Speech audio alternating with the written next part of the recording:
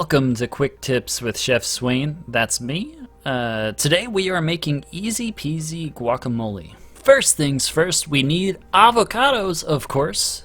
How to tell if one is good to go?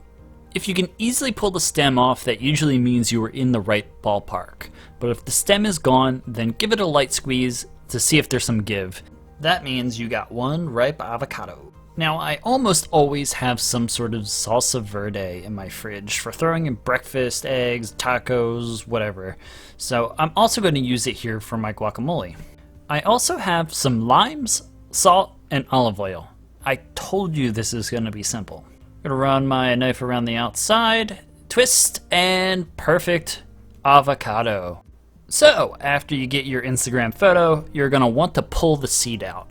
I give it a light tap with my knife and give it a twist. Pull it right out.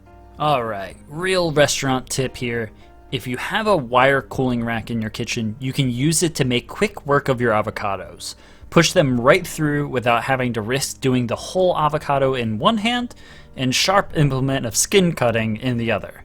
Just make sure to keep an eye out for any avocado skin breaking off and going in your mix. With a fork, I'm just going to give it a quick mash. I'm going to add a little bit of salt and olive oil to taste, and then the aforementioned salsa verde. Salsa verde is great because it has all the things I would just put in my guacamole anyways.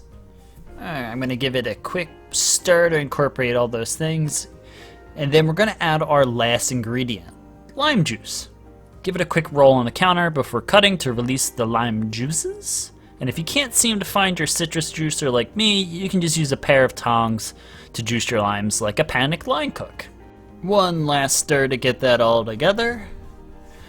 Also, I wanted to mention, I was tasting this throughout to see if it's how I liked it, and I would add salt and more lime juice if I think it needed it.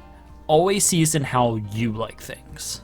Alright, finishing touches. I've got a pint container here that I'm going to scoop it all into, and then I'm going to top it with a little more lime juice to prevent it from oxidizing. And then I'm going to press this saran wrap to do the same. Once it's on there, I'm going to cover it up with a lid, and most importantly, labeling it so we know what's inside. Personally, I like to enjoy my guacamole and chips on my back porch, sharing it with my loved ones. But you can put yours in whatever. Like tacos or nachos. Maybe I need to make some nachos.